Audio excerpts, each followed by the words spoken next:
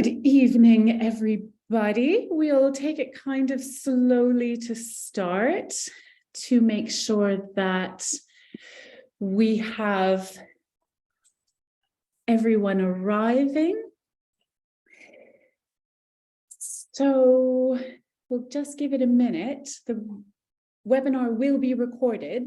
So if anybody, as everybody is kind of coming into the room now, we'll give it a second.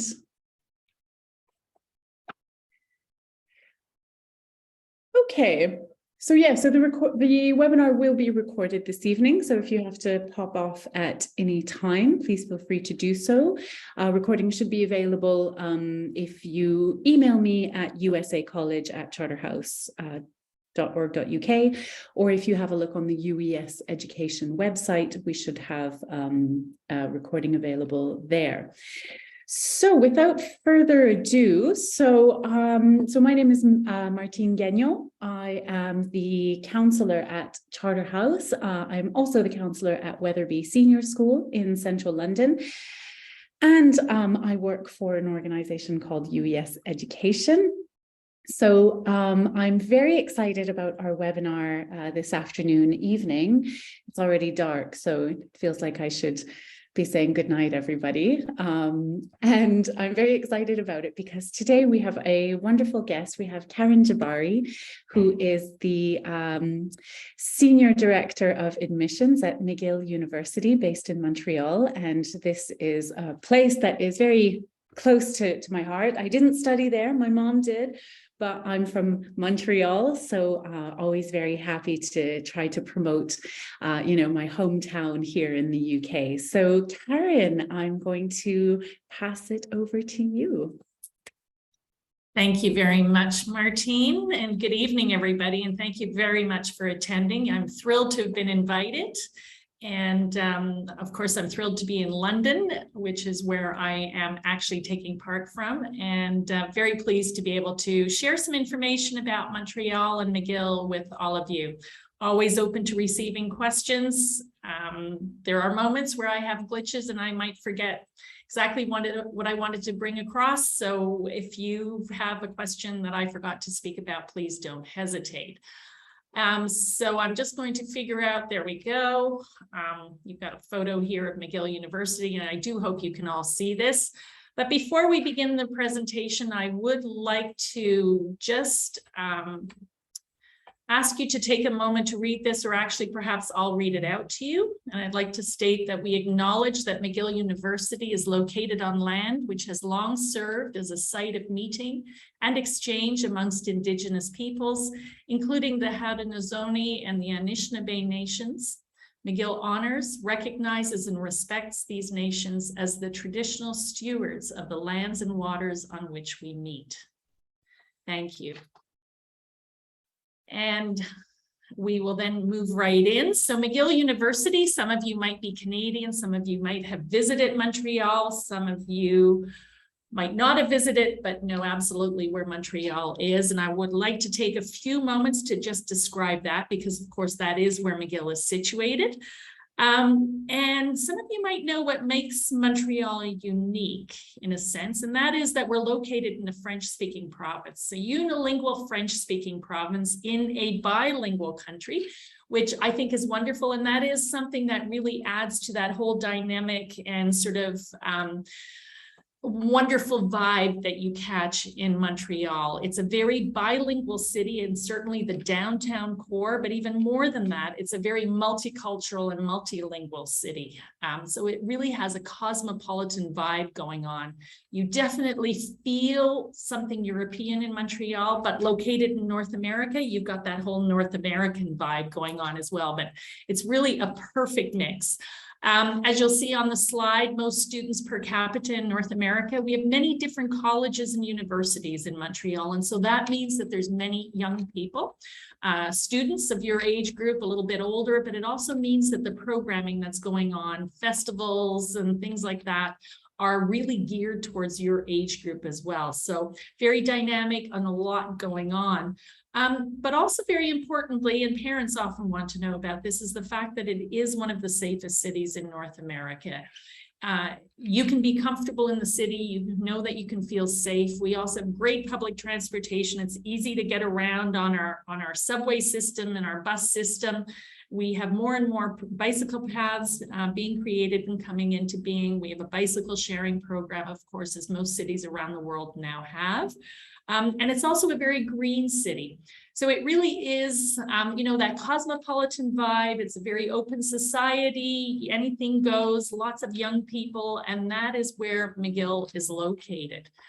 And moving into that, just one more slide here is just an idea. And this is a question that I did have at another school, which I hadn't thought about, but it's important. Montreal has an international airport. It's very easy. We are a hub for many airlines and many flights. And so direct flight between Montreal and London and many parts of Europe and other parts of the world as well. So very easy to get to us. As you see from this slide, we're really quite central. I like to joke that we are, we're the center of everything.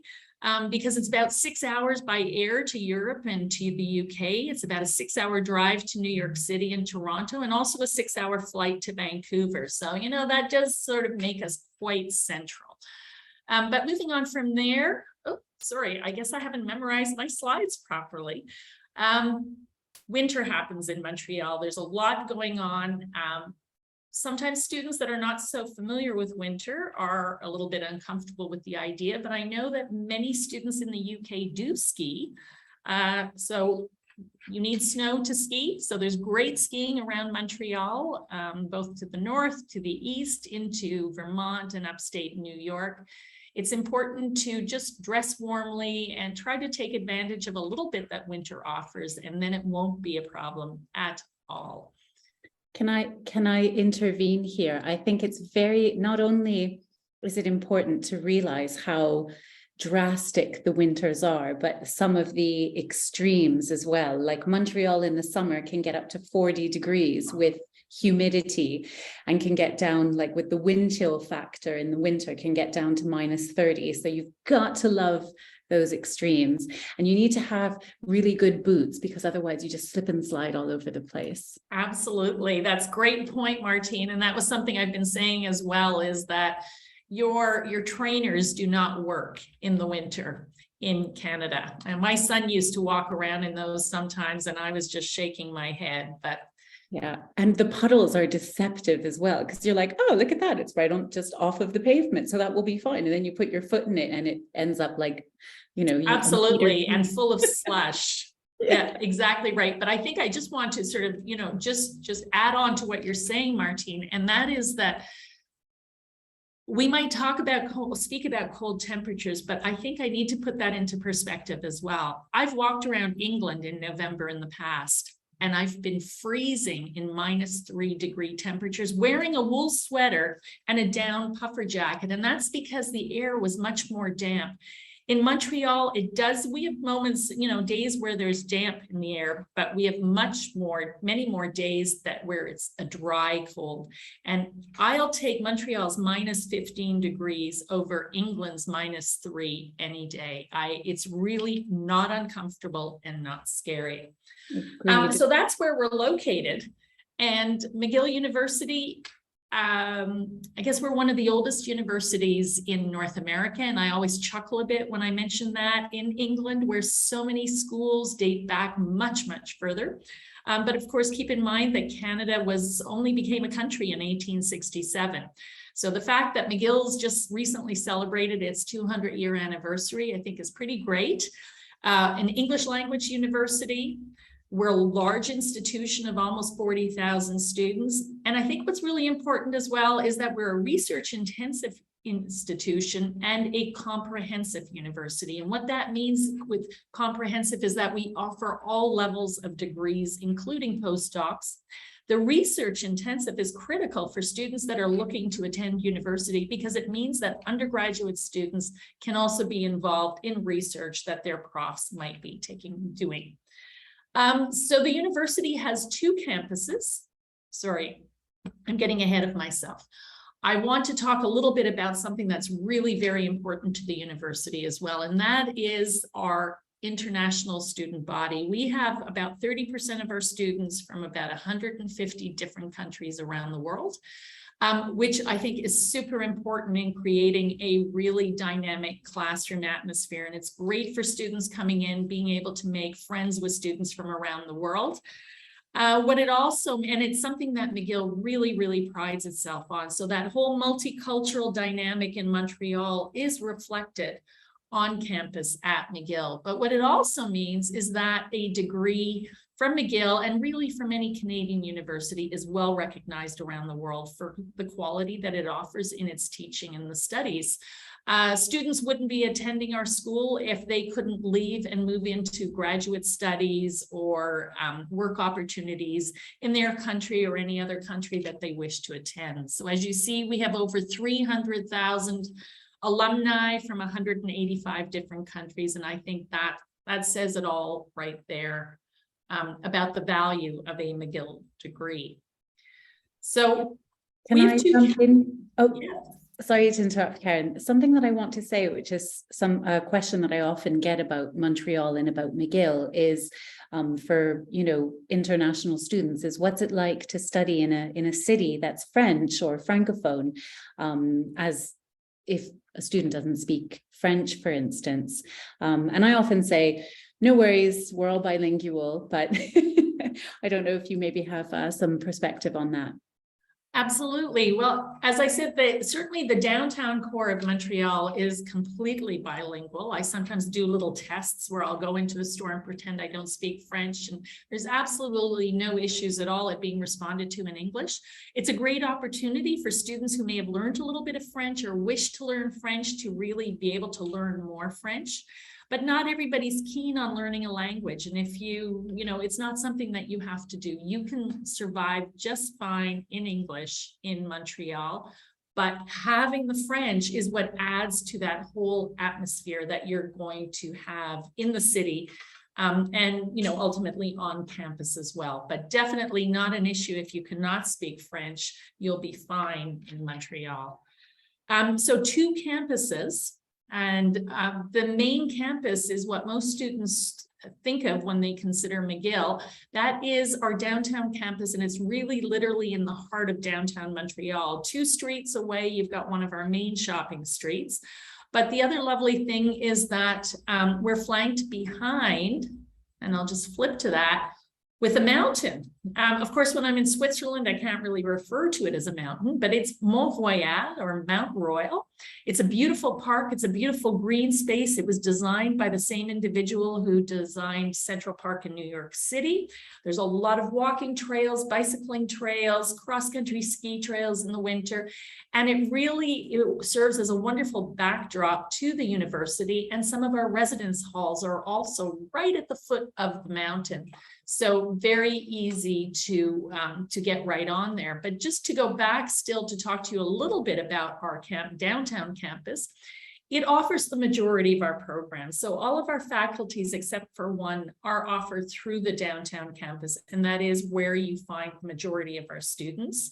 It's a campus that is pedestrian friendly in that there's no vehicles allowed on campus. As I said, it's in the heart of downtown, but it's a gated campus. Of course, they don't close the gates at night. It's always open and available to everybody, but it gives you that real campus feel. We have some of the older buildings, as you see here and in the next slide as well, ivy-covered walls, but also plenty of new state-of-the-art facilities as well.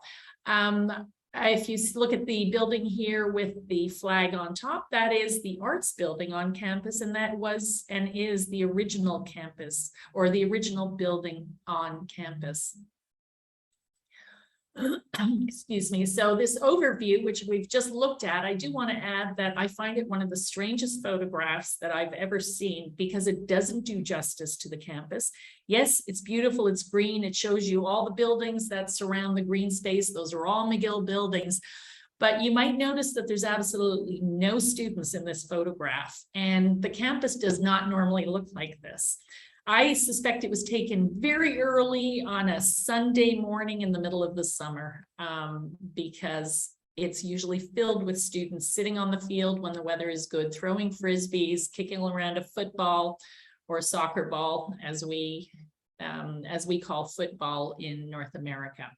But moving on from there, I want to talk to you a little bit about our other campus as well. So McDonald campus is all the way at the west of the island of Montreal. And you probably know that Montreal is an island in the middle of the St. Lawrence River. So all the way at the western point is McDonald campus. It's a rural campus, as you see from these photos, and it's self-contained. It is home to about 2,000 students, and it offers the Faculty of Agricultural and Environmental Sciences with a focus on environmental sciences. There's some really great programs out there in the environmental sciences, but also things like wildlife biology, bioresource engineering, food science, nutrition. And as I said, it's a self-contained campus in that it also has residence halls on campus. So students that are looking for programs out there would be able to live there as well.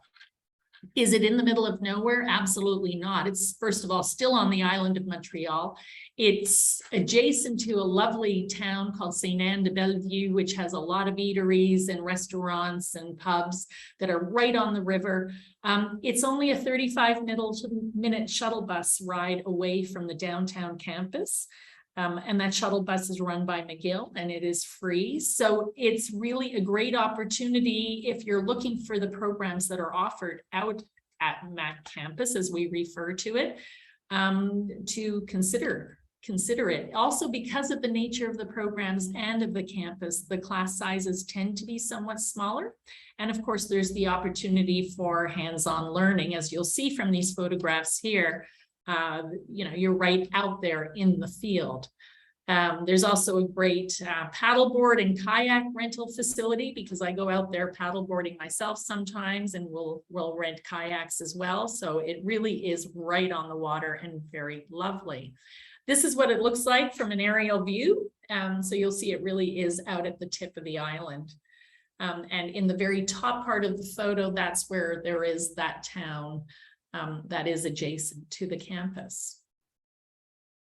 A few more photos of a McDonald campus. There's also a student-run garden, and they sell produce in the MAC sort of farm office. So when you're on campus, when you're an international student or a student from outside Montreal, you do need a place to live. And I think it's very important to state that McGill University guarantees housing for all incoming students, first-year students that would like to be housed on campus. And I say on campus in quotes because our campus halls are not right on the green campus that you saw in that previous photo. But they are within 5 minutes of the campus in the surrounding area. We have a number of different style dorms, so there's really something there for everybody. Our traditional dorms are the original residence halls, and those are located just up from the campus, downtown campus, and just as I said, at the foot of Mount Royal. They tend to be single occupancy rooms with shared bathrooms and common rooms. And there's a dining hall there as well. The university in the past number of years has also purchased a number of hotels, and these have also been turned into dorms. And these are called the modern or hotel dorms. And they still reflect that they were hotels and that they tend to be double occupancy, as you'll see in the upper photo there, with double-sized beds and of course private bathrooms then that are only shared with your roommate. We also have apartment style residence hall about 4 metro stops away. So if you're looking for something a little bit more independent, if you wanted to cook on your own, this might be a great opportunity as well. It's definitely walking distance or bicycling distance. And, the 4 metro stops is really not a very long commute. You would have a private bedroom within a little apartment. And then within that apartment, you'd be able to have a common room, but there's also common shared kitchen facilities and common rooms as well that are shared with the entire apartment complex. It's in a former chocolate factory, and I've been told that apparently sometimes you can still get the odors of the chocolate wafting through the hall. I'm not sure I quite appreciate that, but I certainly wouldn't say no to chocolate. Other than that, there's also, important ways that you can enhance your academics at McGill. And like all universities, we offer exchange programs, or also referred to as study abroad. We have research opportunities, as I noted previously, field studies courses, internships. We don't have many co-ops at McGill. We just have a few in the Faculty of Engineering. And so internships are really a close link to co-ops. It's a way of taking what you've learned in the classroom and applying it into a work setting. Our faculties have offices, internship offices, and they'll assist you with setting up an interview, giving you some mock interviews, perhaps to become comfortable with an interview process, to help you locate internships. They'll keep a list of them, but you can also find them yourself and bring them in and determine. They can be completed domestically or internationally. And the Canadian study permit, there is an additional permit that you can easily obtain that would allow you to do an internship as well. These are normally done during the summer. They're always paid opportunities. Some students might, however, take a leave of absence for one semester to do a longer internship, and that is also a possibility. Other than academics and work, you do need to balance your life. And so there's an awful lot going on at McGill. As a large institution, we're able to offer many different associations, clubs, societies, and of course, great athletics and or a great athletic facility as well. So there too, there's something for every taste. It's not a requirement to be involved, but if that's what you would like to do, I'm sure you'll find something that would meet your goals. Now, this comes to the nitty-gritty part, but before that, I want to talk to you a little bit about the programs that are offered at McGill. And before I start with that, let's go down to the bottom of this slide where it indicates no direct admission. I'm here in the UK right now, and I know that students can apply directly to studies in medicine here in the UK or in Europe. Well, that's very different in North America and certainly in Canada and at McGill as well. There is no direct entry to the programs that you see listed there. To be able to access them, you would need to do an undergraduate degree or at least complete, for physical and occupational therapy, at least complete the prerequisites that are there before you can apply to one of those programs. If you're interested in those programs, then the admission is not handled by our office in undergraduate admissions. And you could get onto the website for these different programs, and they provide a lot of information, statistical information as well. They try to be very transparent in who they've been offering admission to and what the requirements are. But other than that, you'll see the different programs that we offer at McGill. Just a note that we don't offer fine arts. That is offered at another English language university in Montreal, the only other English language university, Concordia University. They have a stellar faculty of fine arts, and also offer programs in journalism that are not offered at McGill either.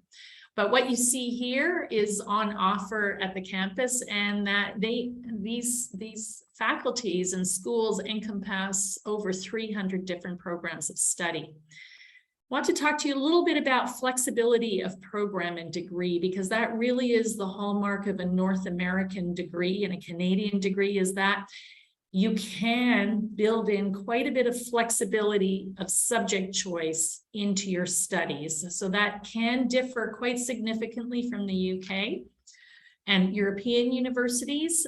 You can be very focused in a course at McGill, but you can also have a very liberal or broad degree program as well. And I'll use the Faculty of Arts as the example, because that is really where this comes through the most.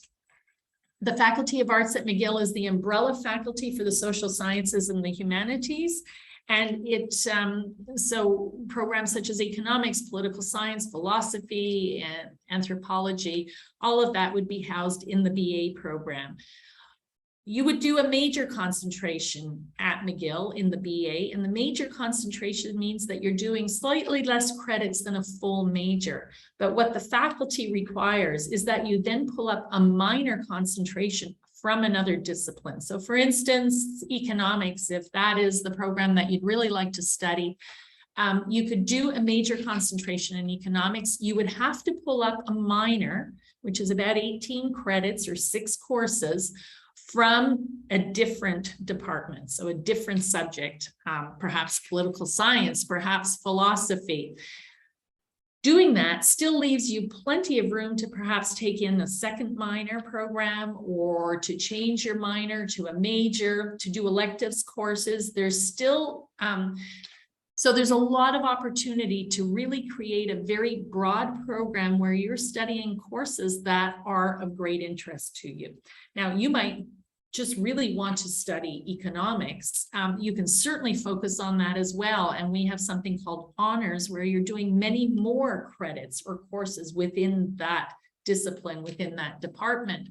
But even there, you still have with space within your degree to pull in a minor or to pull in electives courses.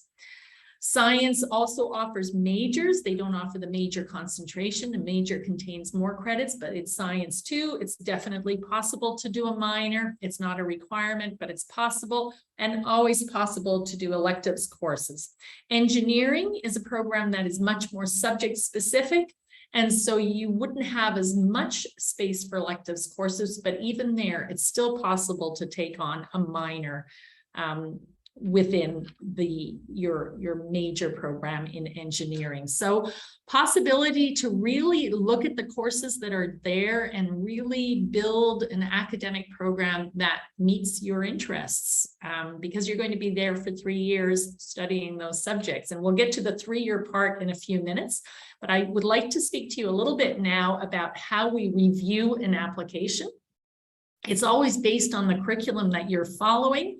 So if you're an A-level student, we're looking at those criteria, IB, looking at those criteria.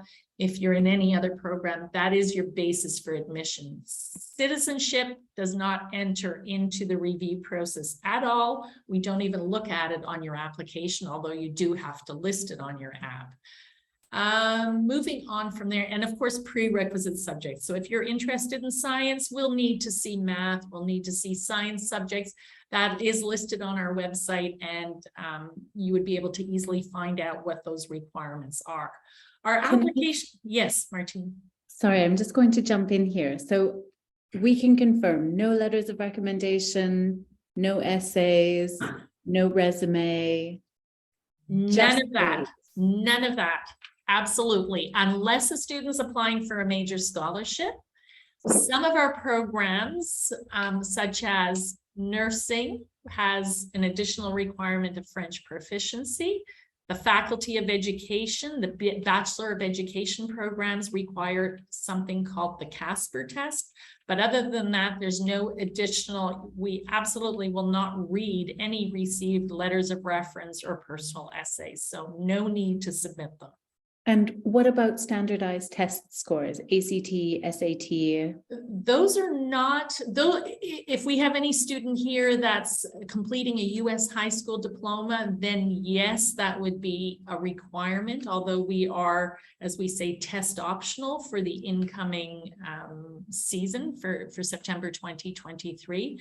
But students completing the IB diploma or A-levels, or even French Bac, there's absolutely no requirement for the SAT. That is those are tests that are linked to a US high school diploma. Okay, thanks. Yeah. January 15th is the, oops, how do I go back? There we go.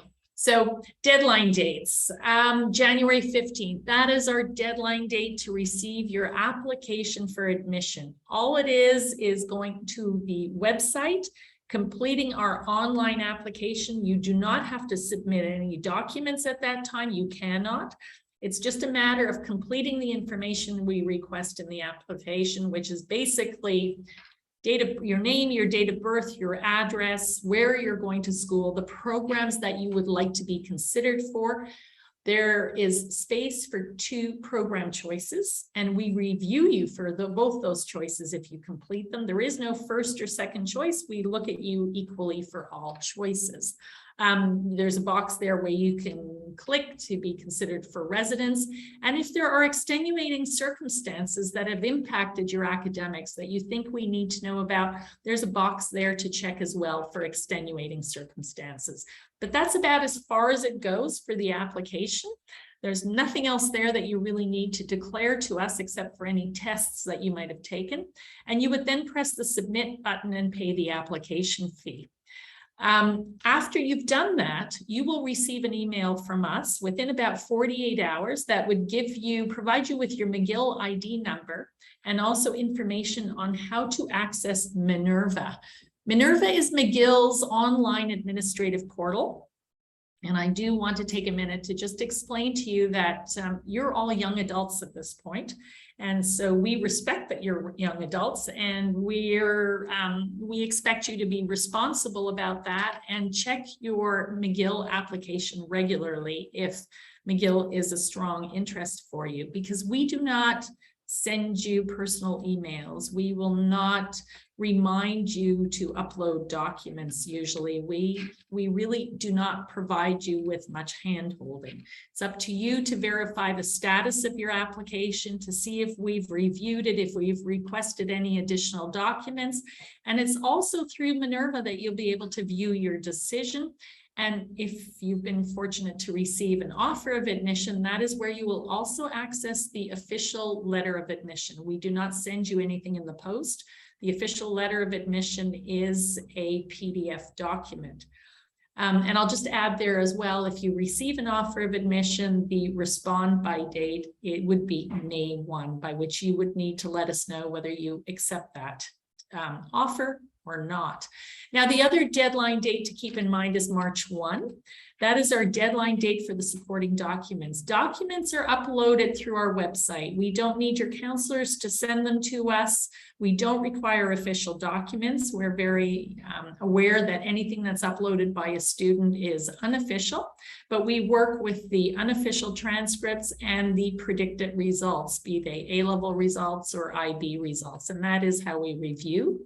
If you need to submit proof of English proficiency, and you'll find the requirements for being exempt on our English proficiency webpage, then that does need to be submitted to us directly from the issuing institution. So if you're doing English language B in IB, or if you do not have a GCSE result in English, then you might, and you're from outside the UK, then you might need to submit this English proficiency. It does need to come to us directly from the test provider. Some programs have additional requirements. If anybody is looking at, oops, sorry, I did that again. If anybody is looking at architecture, we have in the past required a portfolio, but I would like to let you know that at the moment, the School of Architecture is trying to have this requirement removed. It's going to committee on the 15th of November, and we'll have a final response on November 16th. But again, no reference letters, essays, personal statements, or extracurricular information is required. We are a marks-based institution, and that is basically what we're looking at. So just moving on now very quickly, because I'm cognizant. Sorry, yes? Oh, sorry, I've got another question, if you don't mind. I don't mind.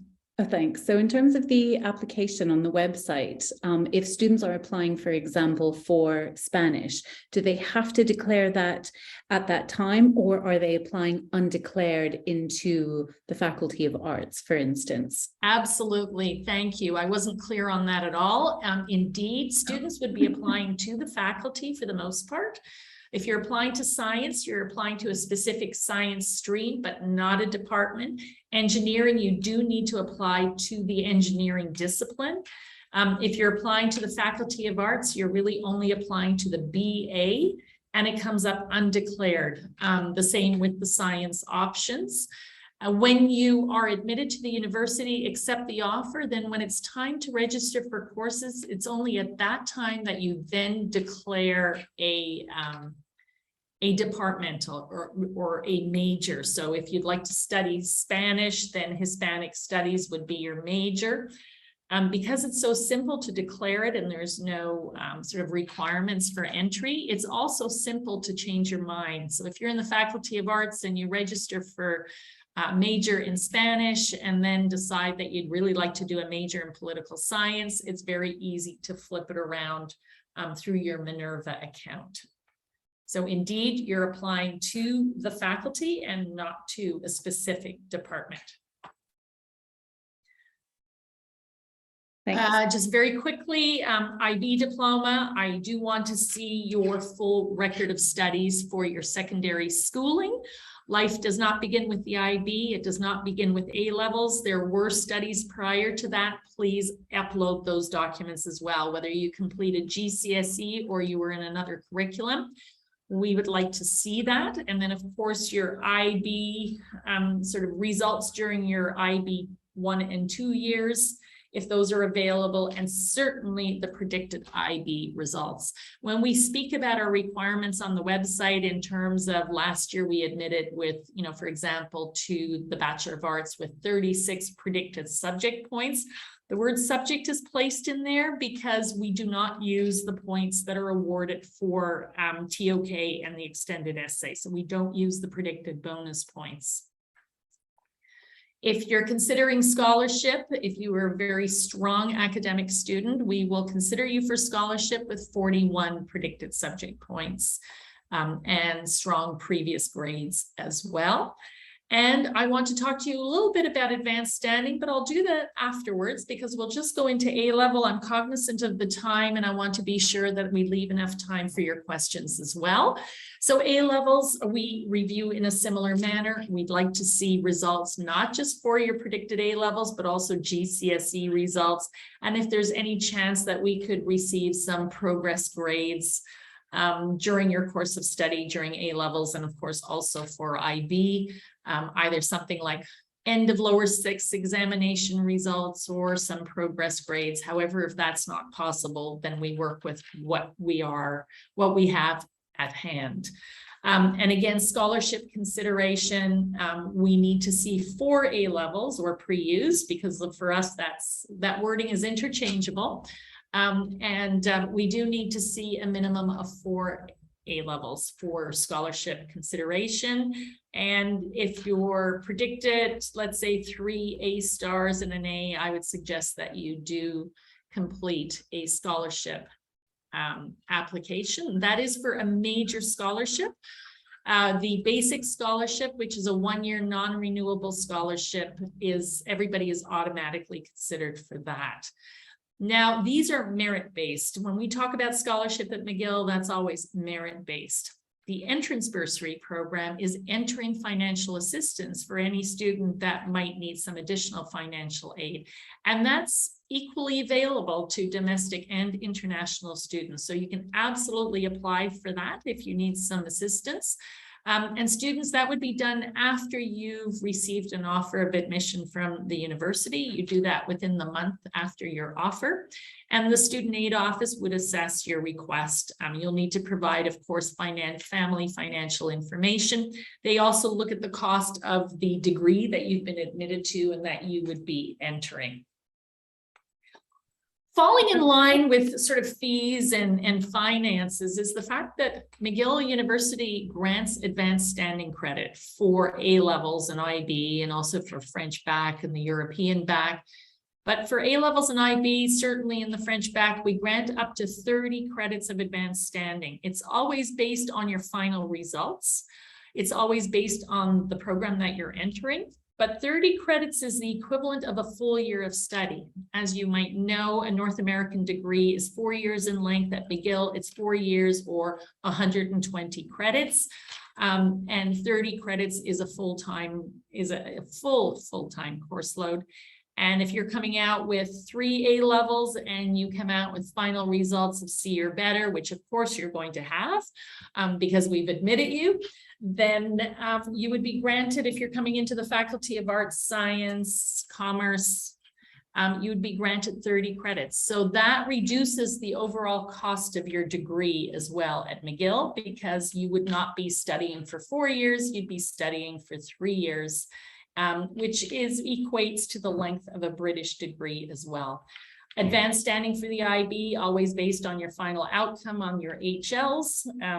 They need to be a 5 or better for us to be able to grant the credit. But again, we're admitting you at levels where you would be having a 5 or higher on your HLs. So that was a little bit about advanced standing, and it, you can take that as well into how it relates to tuition fees. And of course, we talked about the entrance bursary as being entering financial assistance. Yes. Can I ask a quick question? Sorry. Sure. So on the previous slide, where you mentioned the 4 A levels and the AS if written, does that refer to the EPQ? Not really, unfortunately. Okay. We don't really use the EPQ, as we also don't use the IB extended essay. Great. Okay. So yeah, no. And the AS, that's really geared not so much to the English examinations boards, but there are other parts of the world that still write AS. Yes. For those of you that are perhaps not in your final year of school, but in your penultimate year, or perhaps even your year 11, McGill runs something called Summer Academy. It's a great opportunity to come on campus for a couple of weeks, see what it feels like to be there, to be a McGill student. There's an academic component to Summer Academy, not for the full day, for a partial day, and it can be a science stream or a social science stream. Just to let you know that they're not credit-bearing courses, but it's still an opportunity to do some academics and also have a lot of fun. Students join us from around the world, so it's really a very international couple of weeks as well. And you've got the QR code there to scan if you'd like to have further information. Other than that, there's events coming up. There's virtual campus tour, but I'd like to, at this point, I guess, finish the formal part of the presentation. And thank you very much for your attention. And yes, I'm open to taking any questions that might be there, or chatting with you and your, yes, so I'm seeing some questions right here. Yes, so I'm pulling up the Q&A here. Student is interested in kind of knowing if you can give an indication of cost for both tuition and for lodging fees for the first year. I absolutely can. Of course, my cheat sheet is in the other office. Oh. But I've got something, and I'm not quite sure. Yes, here it is. I did put something into the presentation yesterday, so this will give you a bit of an idea. Now, McGill has a 3-tiered, and all Quebec universities have a 3-tiered tuition system. So students that are Quebec students, Quebec born, resident, they pay the amount that you see in the Quebec students column. Canadian students pay these fees here. Now, ancillary fees tie in with tuition, so you can say that it's about $11,000 for a Canadian student. And that would include students that are French passport holders and also Belgian passport holders that are members of the French-speaking community. These students, there's been an agreement signed between the province of Quebec and your communities and countries. And so students with these citizenships, nationalities, are eligible for reduced fees at the Canadian rate. For international students, the fees are noted here, and they do range between $23,000 to $64,000 a year. Important to note that those are Canadian dollars and not American dollars. So that does reduce the impact a little bit. And you can browse on the website. If you just Google McGill tuition fees or student accounts, it will bring you up to a fee calculator. But I can say that some programs in our Faculty of Agricultural and Environmental Sciences are at the lower end of the scale here. Also, our programs in the Faculty of Education, and that includes the B.Ed programs, but we also have a new Bachelor of Arts program in the Faculty of Education. And it's a Bachelor of Arts in global contexts in education. It's not a teaching degree, but it is administered through the Faculty of Education. It's very multidisciplinary in content. And it would provide students with the education that would allow them to move into NGOs and other international opportunities. So perhaps something that you might be interested in looking at. Our admission requirements were slightly lower for this program last year. It was a brand new program. It was slightly lower than what our requirements were for the Bachelor of Arts degree. So might be, and the tuition fees are also somewhat lower than the BA. The BA is listed at about $60,000 or $37,000 per year. Programs in science and engineering in the 50,000 range, and the most expensive program there, or the highest costing program, is the Bachelor of Commerce program. So housing fees will also differ depending on the residence hall that you choose. Some of them are more, some of them are less. The apartment style living would be one of the lower costing ones. But of course, there's so much more going on when you're living in residence. You're living really within a community, and there's programming that's going on that's, you know, it's helping to guide you as well, your opportunity to make friends more easily. The style at McGill with residence halls is that you're in residence for the first year, and then most students will move off campus. You've made friends at that point. And Montreal, much as London is made up of all these wonderful boroughs with, you know, each one has its own character and style, well, the same is true in Montreal as well. All the different neighborhoods have a different flavor and feel, and you'll have gotten to know some of them in your first year at McGill, and you'll have figured out where you might want to live. It might be in the plateau, it might be a little bit further west, it might be right in the central downtown district, it might be in the area that we refer to as the McGill ghetto because there's so many McGill students living there. Once you move out of residences as well, usually the cost of housing will reduce somewhat because you'd be sharing an apartment or finding a small studio apartment on your own. Keep in mind as well, when you look at rents, after you leave residence halls, is that in Montreal, they're quoted on a monthly basis. I had the shock of my life in London when I walked around a few years ago going, I love it here. I'd like to live here. Oh, let me look in these estate agent windows. Oh, look at that, £300.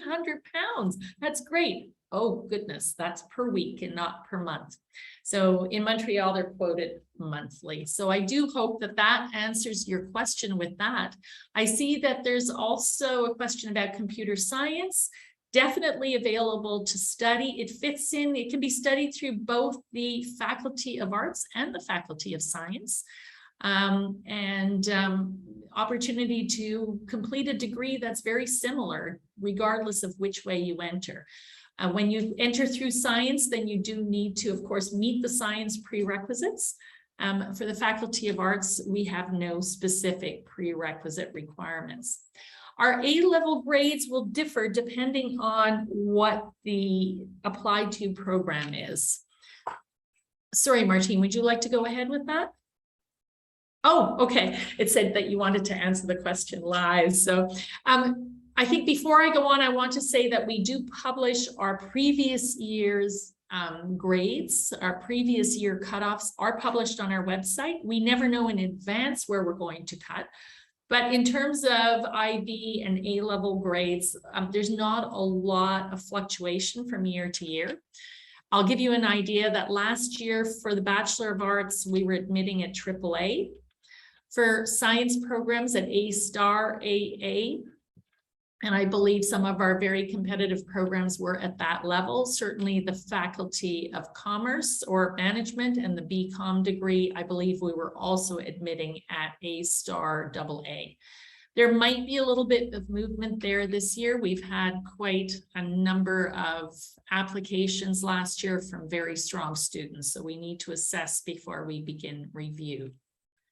Can I just ask here, so students know, is there any advantage to applying earlier on, like at this time of year, or is it okay for them to kind of wait for January 14th at 11:59, you know, and when will they expect to hear back? Great questions. So I always think it's better to do it sooner because the advantage is that it's something you've checked off your to-do list. Imagine if you're doing it on January 14th at the 11th hour and your internet goes down, you're stuck. So might as well just get it done. It's very quick to do. If you know you'd like to apply, then you've done it. You don't need to upload your documents right away. Is there any other advantage? No, not really. We only begin admission review in early December, and I tend to, because I'm the admissions officer, that is my primary function at McGill. Coming out and speaking to students is something I do as a side job. That's the really fun part, but I really love reviewing applications as well. It's very interesting, and that's what I do most of the time. I'm really pulling up the files from the UK and from England in early January. So no need to, apply early, because it doesn't sort of enhance your application, but it allows you to, to have that task done, and leaves you time for other things. And students should expect to hear back end of March, early April. So it's rolling admissions. So if I'm reviewing an application in January and I have everything I need, and the student meets our admission requirement that year, you would receive an offer of admission. We can also deny at that time. And we also have a category that we call pending. So a student who's a strong student, but perhaps falls slightly below our admission cutoff that we've set for that year, might receive a decision called pending. It doesn't mean that we need additional information. It actually means that you fall into the hold category, and we would need to review most of the applications we've received to get a sense of the strength of the applicant pool and to see whether we can make any additional offers. No, we do not review in date order. Students must complete their file, and so we really review the applications that are ready for review. Once the documents have all been submitted, a file becomes ready for review for us in our computer system. And when we pull a list, then it will be pulled at that time. There was a previous question about Summer Academy. I'm not sure I can remember completely what it said, Martine. Oh, so yeah, I invited the student to kind of get in touch with me to discuss that, but it's a little bit about if a student applies for the Summer Academy between their first and their second year of A-level, and they enjoy it, they still have time to apply that autumn, but if not, they still kind of have time to submit a UCAS application. So in terms, yes, absolutely. But yes, I thought maybe that student would like to get in touch with me at Charterhouse and we can have a bit of a chat.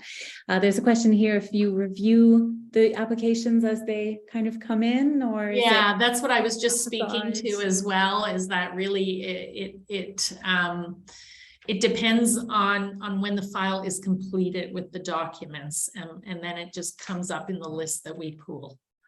So it's not in date order of the application. It's really once the application becomes ready for review, then it will come up on our lists as we pull them. Yeah. Brilliant. All right. Well, I think we've, my goodness, we've almost kept you talking the entire hour. A pleasure, entirely a pleasure. Well, it's been absolutely wonderful, and so thank you so much, Karen. I must say, thank you very much for the invitation. I'm such a fan. I mean, of course, I'm biased. I'm from Montreal, but I really think that McGill is a fantastic institution, and really happy to kind of see the enthusiasm and interest generated by UK students. So that's great, yeah. I think we'll end it here for this evening. We're in London. London is calling. So thank you everybody for attending. Thank you again to Karen. A recording of this will be made available. So for any students, please get in touch with me at usacollege@charterhouse.org.uk. You can also get in touch with us via UES Education, so at info@ueseducation.com. Karen is very kindly sharing her contact details here. So once again, thank you so much, Karen. A pleasure. Thank you. And thanks for everyone have a good evening, attending. everybody. Yeah, have a lovely evening. Cheers.